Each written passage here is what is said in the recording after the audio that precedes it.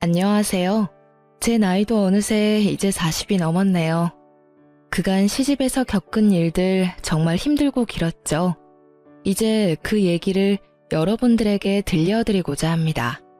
남편과 저는 취미 활동을 하는 온라인 카페에서 알게 되었고 그 오프라인 모임에서 처음 얼굴을 보게 되었답니다. 남편이 먼저 제게 적극적으로 다가왔고 저도 싫지 않았어요. 남편의 성격은 호방하고 놀기도 좋아하며 재주도 많은 사람이었죠. 기타를 잘 다루고 노래도 잘했답니다.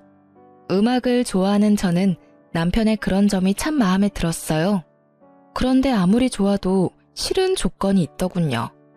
남편은 세상 여자들이 모두 기피한다는 홀어머니의 외아들이었어요. 그것도 위로 누나가 셋이나 있는 사람이었죠. 누나들이 모두 잘나가는 커리어 우먼들이라지요. 시아버지는 남편이 중학교 때 돌아가셨다고 들었어요. 가정에 그다지 관심이 없는 분이었고 술과 담배 그리고 여흥을 좋아하셨던 분이라고 하더군요. 재계에서 알아주는 사람이었지만 막판에는 결국 파산을 하셨다고 했어요. 그래서 시어머니가 이를 악물고 돈을 벌었다고 하더군요. 근데 얼마나 악바리로 모으셨는지 남편이 30살쯤 되던 해에는 서울 신촌에 5층짜리 건물을 짓게 되었을 정도로 재산을 모았다는 것이었어요. 시어머니는 게다가 오로지 아들밖에 모르는 사람이라죠. 시어머니가 38세에 낳은 아들이라 얼마나 귀엽게만 키웠을지 짐작이 가더군요. 연애한 지 1년 만에 결혼 이야기가 나왔지만 선뜻 결정이 안 섰어요. 우리가 결혼할 때쯤 시어머니의 나이는 이미 70이 가까웠죠. 비교적 늦게 며느리를 맡게 된 시집에서는 며느리가 어머니를 모시며 같이 살 것을 기정사실화하고 있더라고요. 남편도 그랬고요. 정말 발이 안 떨어지더군요. 제일 걱정거리는 아버지가 일찍 돌아가셨기에 남자가 가정에서 해야 하는 역할에 대한 롤모델이 없다는 것이었어요. 저희 친정은 부유하지는 않지만 단란한 집안이었어요. 아버지가 반듯하시고 엄마도 자애로우셨죠. 그러니까 각자가 가정에서 맡아야 할 역할을 모두 잘하는 그런 집안이었어요.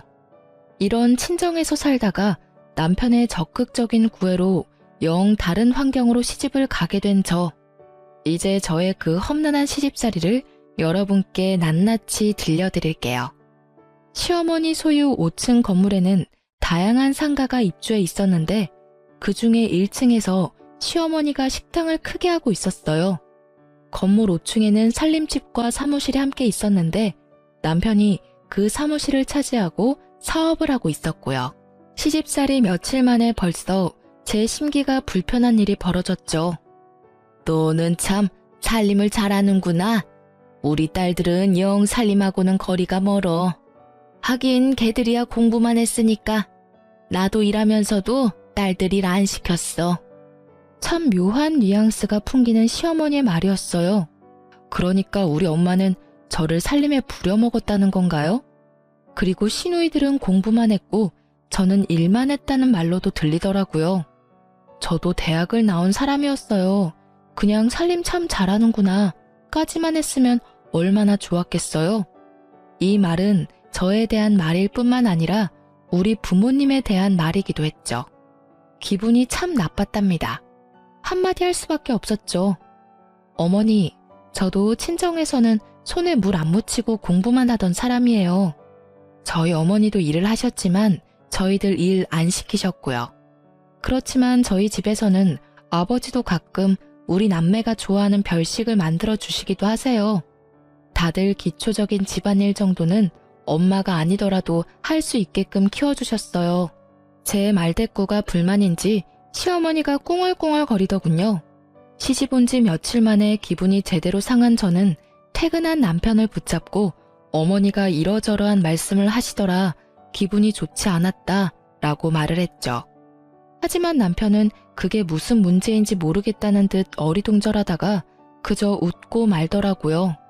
그리고 시아버지가 남편이 중학교 때 돌아가셨기에 가장의 역할이 뭔지 알지 못할 거라는 저의 걱정은 그대로 들어맞고 있었어요. 남편은 가정이 어떻게 돌아가고 있는지 관심이 1도 없더라고요.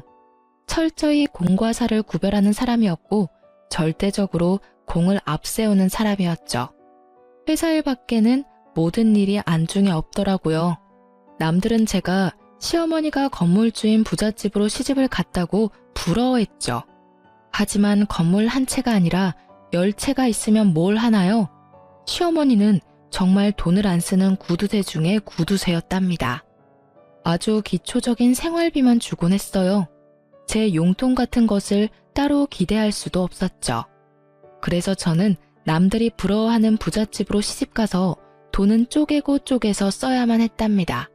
시어머니가 1층에서 식당을 경영하니 거기서 가끔 끼니를 때울 수도 있으련만 늦게 며느리를 보아 며느리 재미를 단단히 보아야겠다고 생각한 시어머니는 매 끼니를 5층 살림집에 올라와서 먹었죠.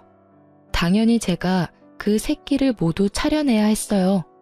시어머니의 친정이 가까운 곳에 있기에 가끔 출타를 하시기도 하더군요. 저한테는 그런 날이 그렇게 반가울 수가 없었어요. 한 끼라도 밖에서 해결하고 오니 제가 신경 쓸 일이 줄어들잖아요. 5층 살림집은 옥상에 면해 있어서 아직 초여름인데도 많이 덥더라고요. 그런데 그해 여름 정말 살인적인 더위가 우리나라를 덮쳤죠. 보통 36도, 37도를 오르내렸어요.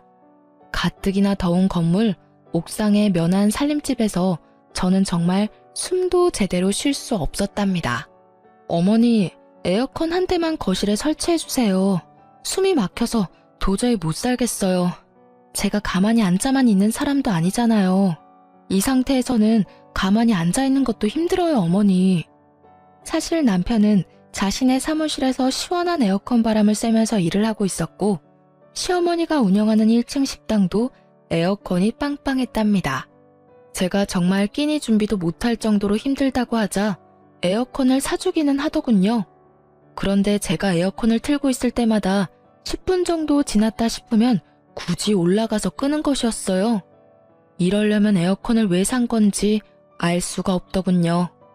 그런데 미국으로 유학을 갔던 막내 시누이가 방학이 되어서 잠시 한국에 오자 그 에어컨을 빵빵하게 틀더라니까요. 그리고 하루는 근처에 사는 둘째 시누이가 이런 트집을 잡았죠. 자네 우리 엄마 사육하는 거야? 먹을 것만 주면 되는 강아지인 줄 알아? 근처에 사는 둘째 시누이는 자주 집에 들러서 제 살림에 깊숙이 관여하고 있었어요. 어느 날 제가 바깥에 볼 일이 좀 있어서 점심 반찬들을 식탁 위에 차려놓고 천으로 덮어놓은 다음에 외출을 했었죠. 밥만 덜고 국만 데우면 먹을 수 있도록 차려놓은 것이었어요. 둘째 시누이가 그것을 보더니 사육이니 뭐니 하는 따위에 말 같지도 않은 말을 내뱉더라고요. 형님, 어머님 식사하실 때 반드시 중전마마 수라상 지키는 상공처럼 꼭 누가 있어야 되는 건가요?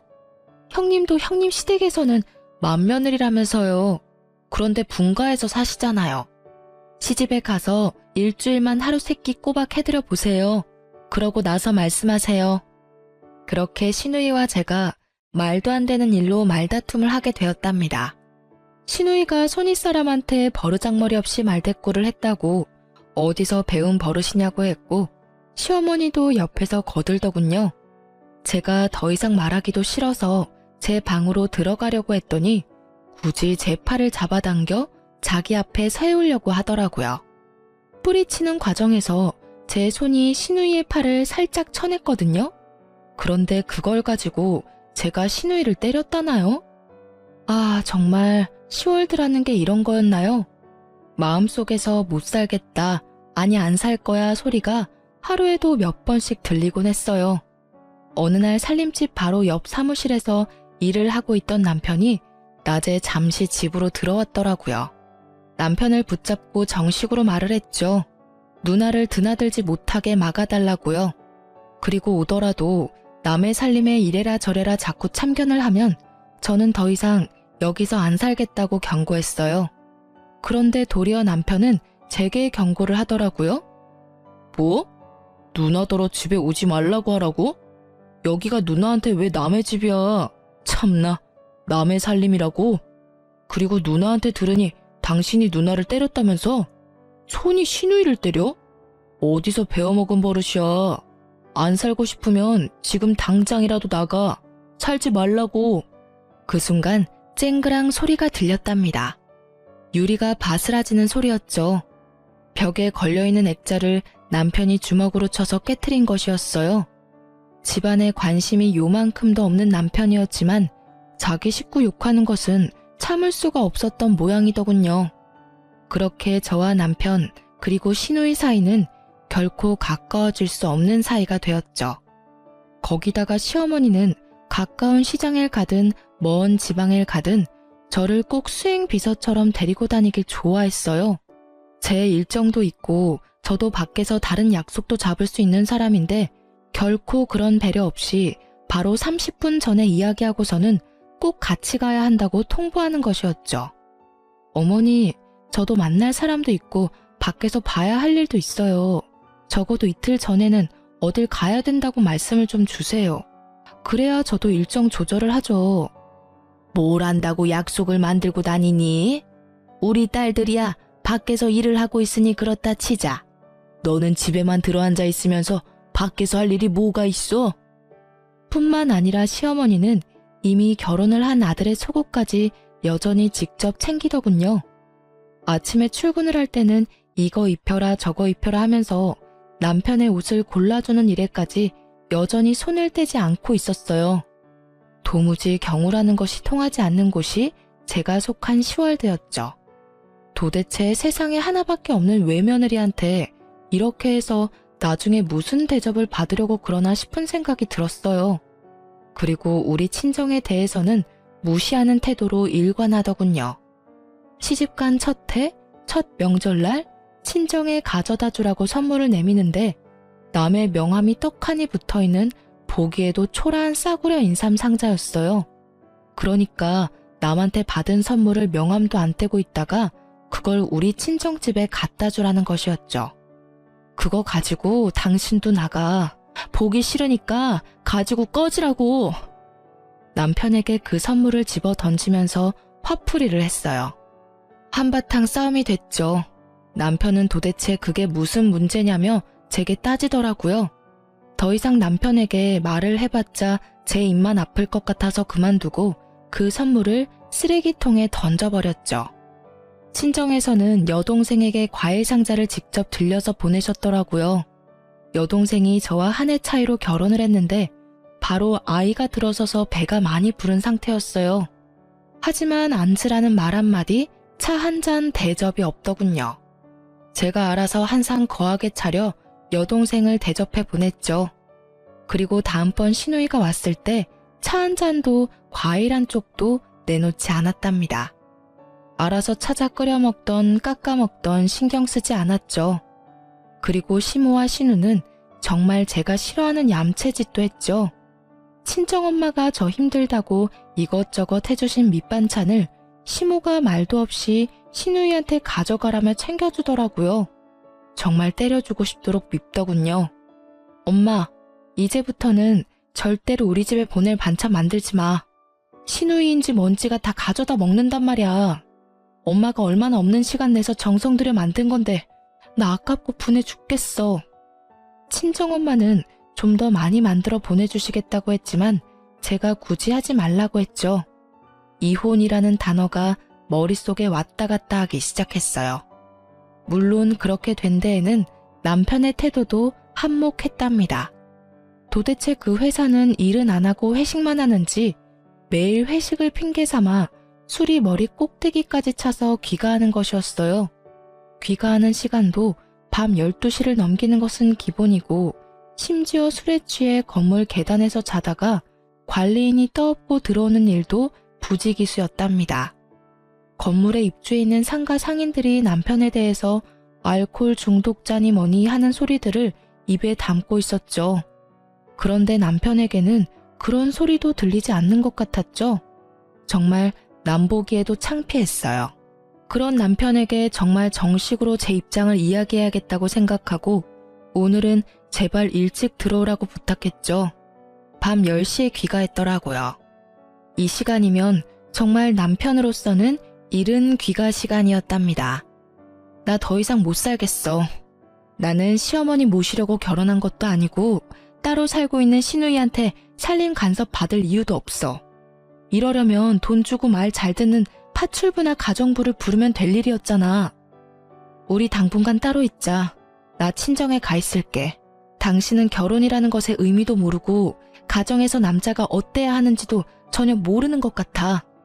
그저 어머니만 떠넘겨놓고 결혼하기 전하고 전혀 다를 바 없이 사는 게 당신한텐 결혼 생활이야? 돌아가신 아버님 걸으신 길 당신이 똑같이 걷지 마.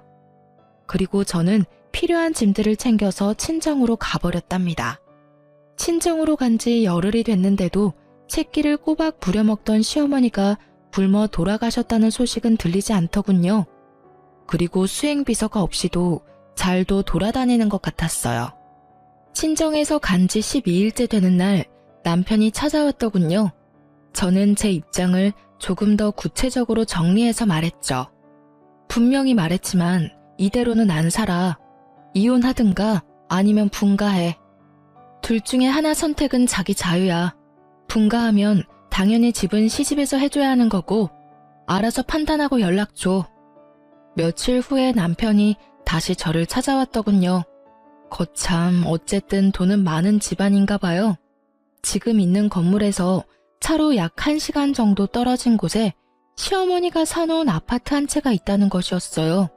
그 아파트를 전세를 주었는데 나갈 때가 되었으니 거기로 살림을 나자는 것이었죠. 웬일인가 싶더라고요. 어쨌든 이사를 했답니다. 저는 이제 간섭받지 않고 제 맘대로 집을 꾸밀 수도 있고 내가 먹고 싶고 남편에게 먹이고 싶은 것도 맘대로 먹일 수 있게 된 것이었어요. 정말이지 날아갈 것 같더군요. 친구들을 불러서 간소하게 집들이도 했죠. 그런데 정말 의외로 시누이가 이사 비용이라면서 봉투를 하나 내밀더군요. 그렇지만 열어보고 정말 화가 나지 않을 수 없었어요. 돈도 잘 번다는 사람이 준 봉투에 달랑 5만 원이 들어있었답니다. 누가 이사 비용 달라고 했나요? 차라리 주질 말던가요. 박박 찢어버리고 싶더라고요. 그리고 어느 날 정말 상식적으로 이해가 가지 않는 일이 또 생겼답니다. 시어머니의 새끼 밥을 다 해서 남편 출근길에 도시락으로 싸서 보내라는 것이었어요. 길을 막고 물어봐.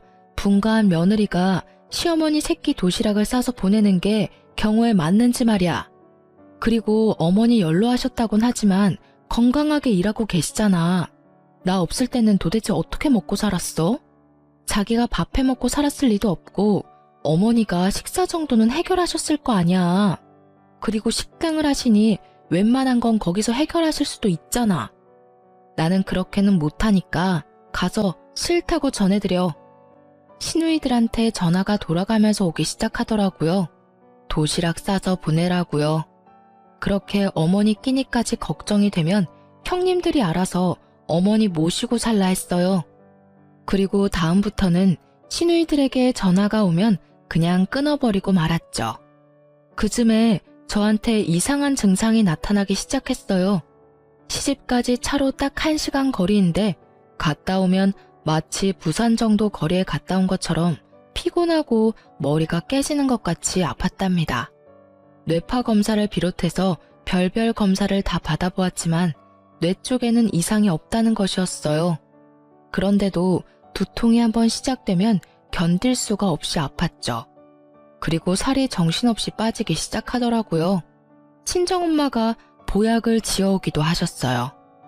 그런데 10번째쯤 뇌검사를 받기 위해서 갔던 곳에서 갑상선에 문제가 있을 것이라고 진단을 하더군요. 검사를 해보니 아니나 다를까 갑상선 기능 항진증이라고 하는 것이었어요. 모든 신진대사가 보통 사람보다 너무 원활하게 이루어진다는 것이었죠. 그러니까 조금만 움직여도 피곤하고 살도 빠진다는 것이었어요. 모든 신진대사가 보통 사람보다 너무 원활하게 이루어진다는 것이었죠. 그러니까 조금만 움직여도 피곤하고 살도 빠진다는 것이었어요. 이런 와중에 시집에서는 이제 분가까지 시켜주었으니 빨리 손주를 보여달라고 청화를 하기 시작했어요. 외아들이니 아들을 낳아야 한다나요? 그런데 갑상선 약을 먹으면서 임신을 한다는 것이 정말 찜찜하고 의사도 권하지 않는 일이었어요. 산모에게는 신부전도 나타나고 또 태아에게는 발육부진, 조산, 사산의 위험도 크다고 하더군요. 에휴, 내 친구들이 나 들으라고 하는 소리인지 손주 자랑들을 해대는데 이건 뭐 며느리가 비실거리니 손주를 볼 수가 있어야 말이지. 아이고 내 팔자야. 늦게 본 아들이라 손주 좀 빨리 보고 싶어서 분가를 시켰는데 뭐? 무슨 병이라고? 어머니, 엄마가 마음도 몸도 건강해야 태아도 건강한 거죠. 엄마의 몸 상태나 마음 상태가 이런데 어떻게 당장 아이를 갖겠어요? 조금만 기다려 주세요. 하지만 제가 아프고 싶어서 아픈 것도 아니고 산모나 태아에게 그렇게 위험하다잖아요. 그래서 피임을 하고 약 1년을 치료를 받고는 이제는 임신도 생각해보라는 의사의 진단을 받게 되었답니다. 이제 저는 아이를 갖기 위해 노력했죠. 그런데 하늘을 봐야 별을 따죠. 이사했다고 해서 제 버릇 개 주겠어요? 아마 그런 버릇은 개도 안 받을 것 같더라고요. 역시 새벽 귀가나 아니면 아예 시집 건물에서 자고 바로 출근하는 일이 허다했어요. 자고 바로 옆 사무실로 출근을 해버리면 되니까요. 이사를 하던 해 여름이 끝나갈 무렵 태풍이 몰려오면서 많은 비를 뿌렸답니다. 우리가 사는 아파트 근처에 하천이 범람할 것이라고 대피를 준비하라는 안내방송이 밤새 계속되었고 뉴스 자막에도 하천에 범람 위험이 있다며 알려주더라고요. 하지만 남편놈은 저 혼자 집에 있는 걸 알면서도 전화 한 통 없더군요. 그렇게 위험한 상황이 지나고 난 후 저는 아예 도어락 비밀번호를 바꿔버렸어요. 그리고 아무리 문을 두드려도 열어주지 않았죠. 이런 상황인데 손주를 빨리 내놓으라니 도대체 황당하기 이를 데가 없었답니다. 정말 잘못한 걸 알아서 그러는지 아닌지 모르겠지만 잘못했다고 싹싹 빌기에 이번에만 용서해주기로 하고 문을 열어주었죠. 평생 함께 안 살 거라면 모르지만 살 거라면 이제 아이 가질 생각도 해야 된다는 것을 알아듣게 설명했어요. 알아들었는지 어쨌는지 귀가 시간이 약간 당겨졌고 그로부터 약 5개월 후에 임신을 했다는 진단을 받을 수 있었답니다. 간간히 들리던 그 도시락을 안 싸보내는 것에 대한 불만도 쏙 들어갔죠. 아이를 가지니 시집에서 저를 대하는 대접이 조금은 나아지더라고요.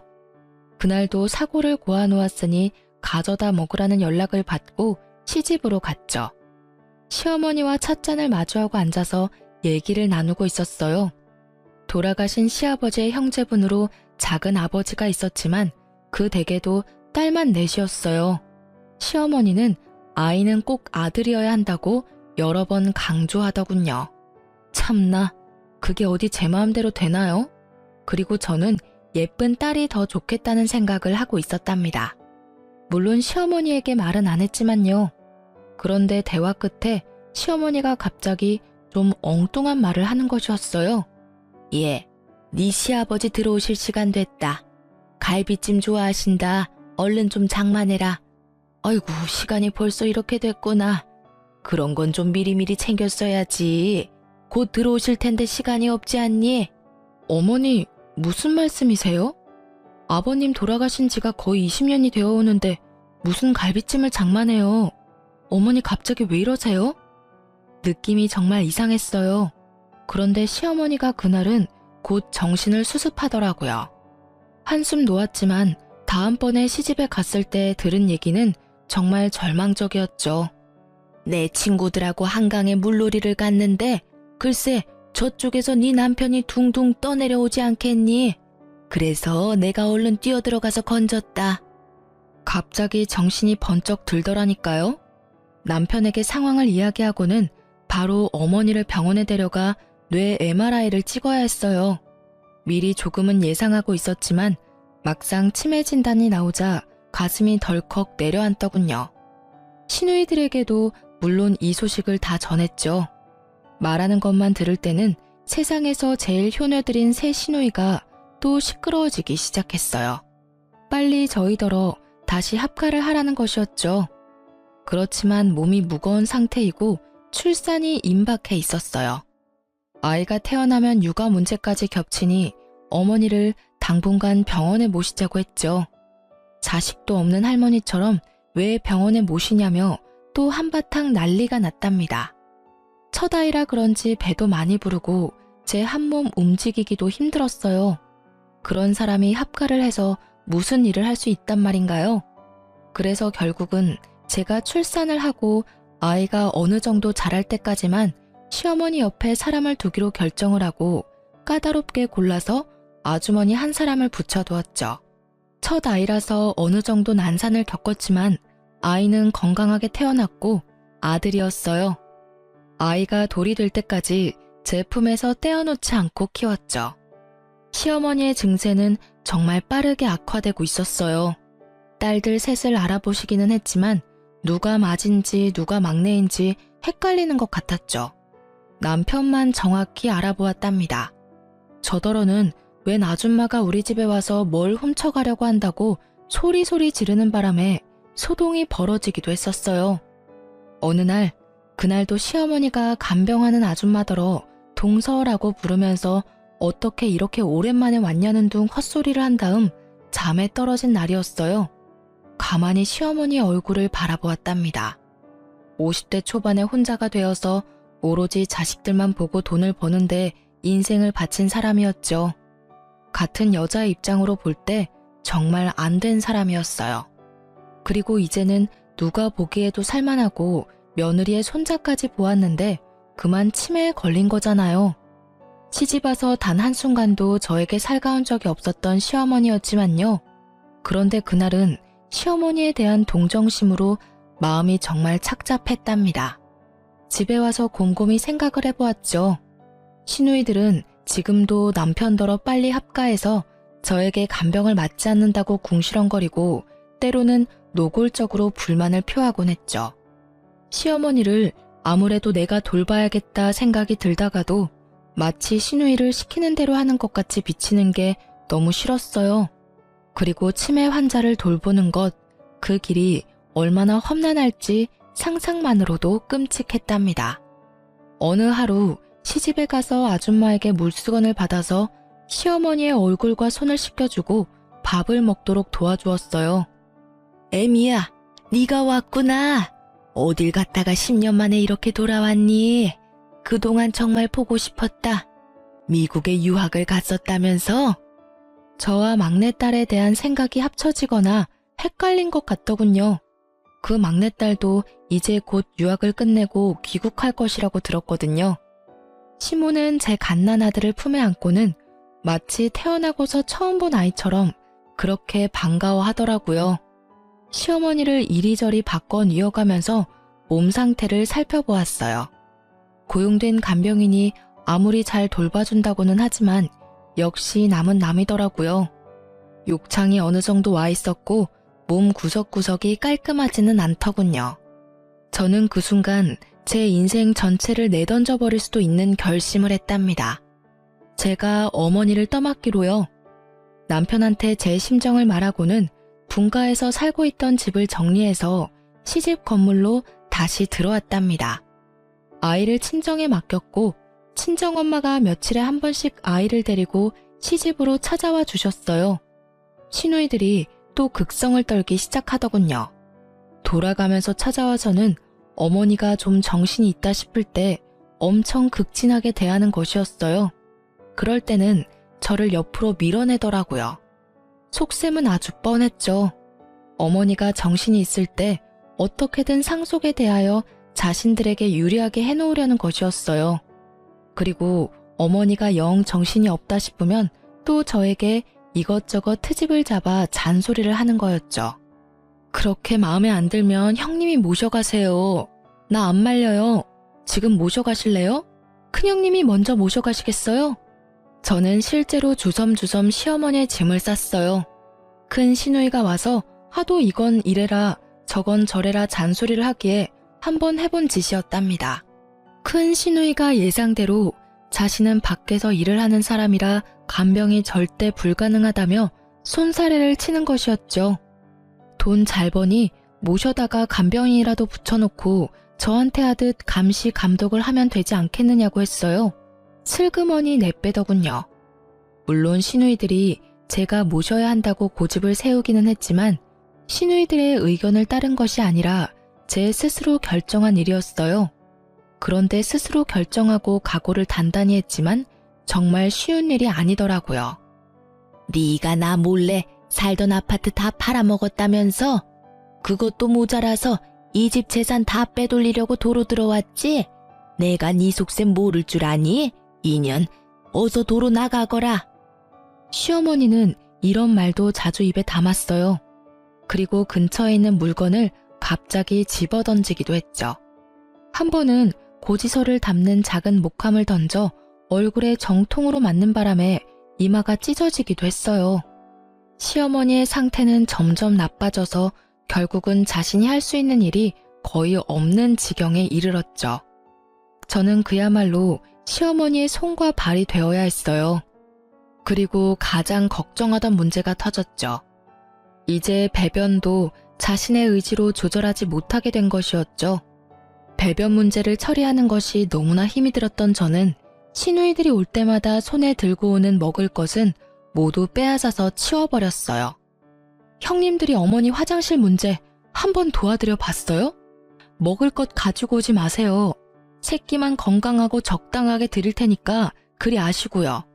불만 있으면 지금이라도 모셔가시고요. 그렇게 치매 환자의 손과 발이 되어 살던 중 제 몸에 무리가 갔나 봐요.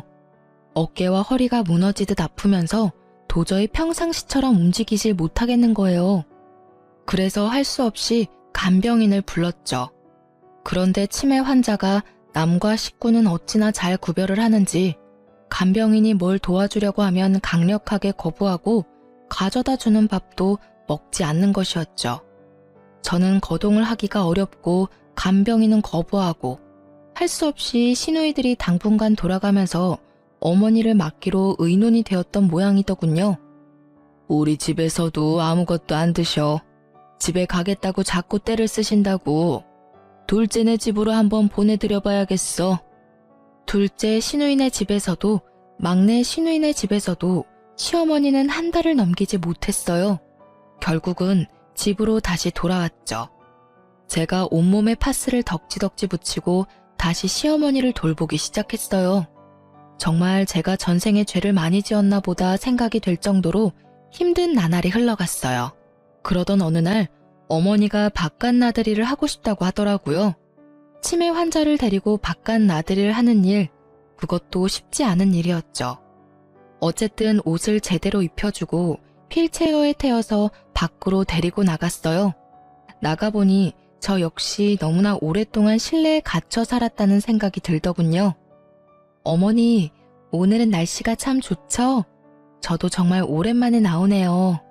어머니도 나오니까 좋으시죠? 휠체어에 시어머니를 태우고 멀리 가지는 못했지만 동네 곳곳을 돌아보았답니다. 시어머니는 밖에 나가더니 무슨 생각에서인지 동네에 있는 한 가게로 한사코 가자는 것이었어요. 거기서 아이들이나 먹는 군것질거리들을 한아름 사더군요. 군것질거리들도 모두 불량식품이라고 기피하는 것들이 대부분이었고요. 그렇게 많이 군것질거리들을 사더니 몇 개만 빼고는 모두 제게 건네주더군요. 이거 네 시누이들 오면 주지 말고 너만 먹어라. 이거 아주 비싸고 맛있는 거야. 네 남편도 주지 말고 너만 숨겨놓고 먹어. 갑자기 눈물이 핑 돌았답니다. 치매 환자가 정신이 없는 상태에서 한 말이었지만 시어머니가 제게 해준 가장 살가운 말이었어요. 알았어요, 어머니. 숨겨놓고 저만 먹을게요. 어머니 것도 여기 따로 챙겨놓을 테니 아무도 주지 마시고 어머니만 드세요. 시어머니가 아이처럼 좋아하더군요. 그리고 상태는 점점 안 좋아지고 있었지만 일주일에 한 번 정도 친정엄마가 데리고 오는 손자는 정확하게 알아보았답니다. 그리고 제 아이를 보면 거의 울먹이면서 반가워하곤 했죠. 어느새 시어머니는 제게 조금씩 살가워지고 있었고 저는 시간이 갈수록 나빠지는 시어머니 상태에 동정심을 지나서 마치 우리 엄마가 어디가 아픈 듯 마음 한구석이 아파오기 시작했답니다. 남편 없이 오로지 자식들만 보고 악착같이 돈을 벌며 살았던 어머니였지만 자식들은 정말 아무 소용이 없더군요. 하루 24시간을 꼬박 같이 어머니에게 매여서 제 생활은 없었어요. 남편 놈은 여전히 예전과 똑같이 어머니만 저한테 맡겨놓은 채 아들로도 남편으로도 그리고 아버지로서도 아무짝에도 쓸모가 없었죠. 그렇게 모진 세월이 흘렀답니다. 시누이들이 자주 들르긴 했지만 오락가락하는 어머니를 붙잡고 이젠 아주 노골적으로 상속에 대한 이야기를 입에 담더군요. 상속 문제에 대해서는 남편도 적극적으로 끼어들었죠. 제 눈에는 모두 아무짝에도 쓸모없는 사람들로 보였어요. 그런데 시어머니는 그렇게 정신이 없는 와중에도 재산권은 꼭 쥐고 놓지 않았어요. 그렇게 시어머니를 모신 지 9년째가 되던 어느 봄날이었답니다. 시어머니가 갑자기 밖으로 봄놀이를 가자는 것이었어요. 그러면서 옷을 까다롭게 고르기 시작하더라고요. 몇 번을 입었다 벗었다 하면서 마음에 드는 고운 옷을 찾아내어 입혀달라더군요. 어디로 가고 싶은지를 물었더니 시아버지 산소에 가자는 것이었어요. 시아버지의 산소는 서울 근교의 공원 묘지에 있었거든요. 거기까지는 먼 길이었고 꼭 차량이 필요했어요. 남편더러 운전을 해달라고 했더니 회사 일 때문에 시간이 없다면서 차 키만 던져주더군요. 애미야, 네 시아버지가 외로우시단다. 내가 가서 좀 놀아드려야겠다. 애미 너도 네 시아버지 본 적 없지? 같이 놀러 가련? 산소에야 자주 찾아갔었죠. 갑자기 아버님이 보고 싶으신 거예요? 아버님이 꿈에라도 보이시던가요? 한번 외출을 하려면 그 준비 과정부터 장난이 아니었지만 간신히 차에 태워 시아버지 산소로 데려갔죠. 시아버지 산소 앞에서 시어머니가 눈물을 보이더군요. 한동안 아무 말도 없이 눈물을 보이고 있던 시어머니가 말했어요. 애미야, 네 아버지가 너더러 고생 많이 했단다. 그래서 이젠 당신이 나를 돌봐주겠대. 그리고 나한테 잘못했다는 말도 하더라. 하긴 이 양반이 나한테 잘못한 것이 많기는 하지. 참 어머니도 돌아가신 양반이 무슨 말씀을 하실 수 있다고 어머니를 돌봐주신다고 하신대요. 거기다가 잘못했다는 말씀까지 하셨다고요? 어머니, 밖에 너무 오래 계셨어요.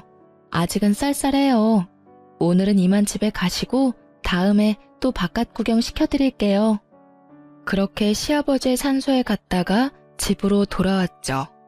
피곤했는지 시어머니가 오자마자 잠에 떨어지더군요. 늘 하던 대로 다음날 아침에 물수건을 먼저 준비해서 씻겨주려고 방으로 들어갔어요. 그런데 시어머니는 아직 자고 있는 것 같았어요.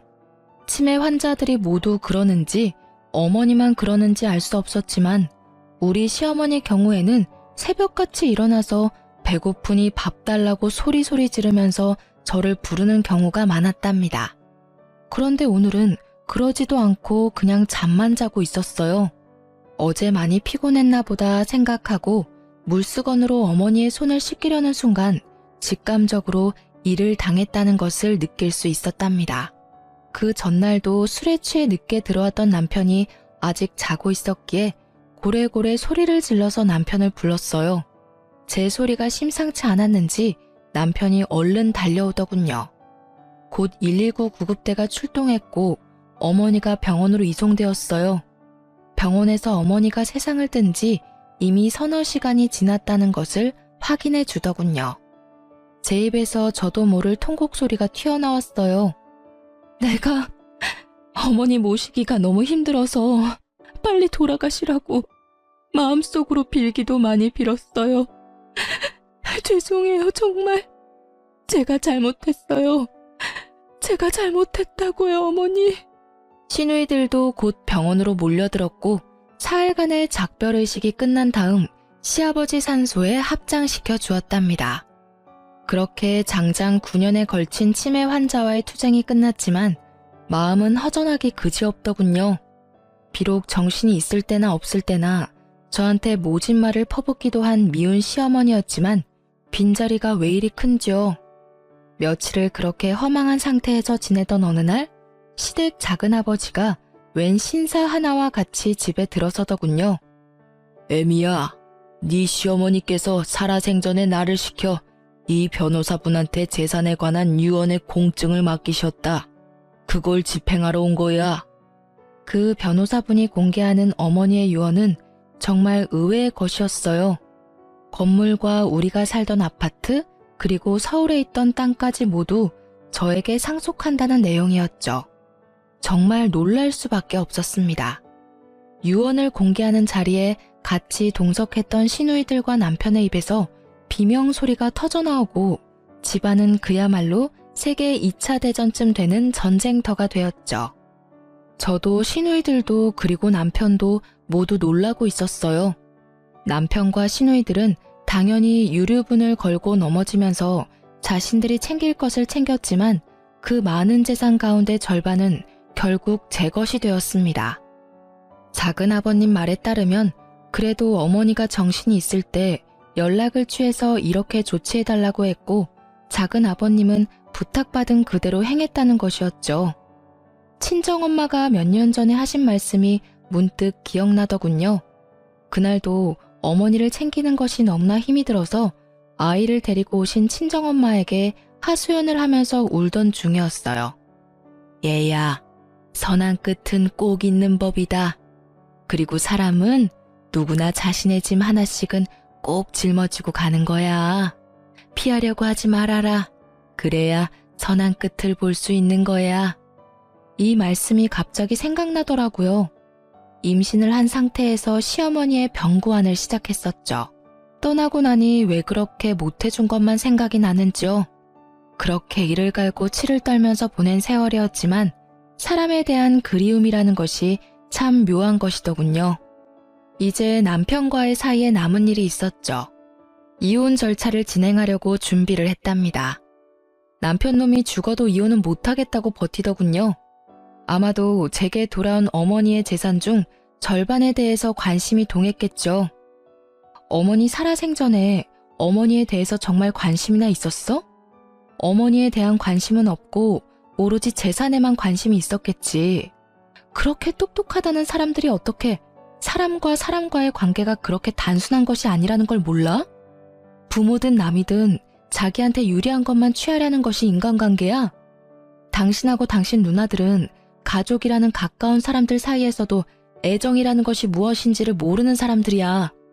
나는 당신이 우리 아이에게조차도 진실한 애정을 가질 수 없는 사람이라고 생각해.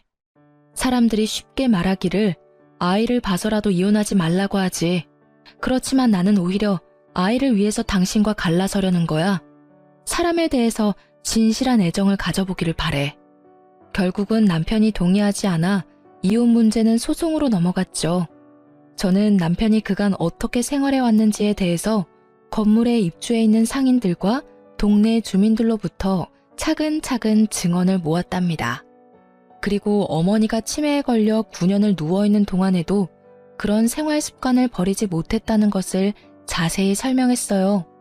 일말의 양심은 있는지 부인하지는 못하더군요.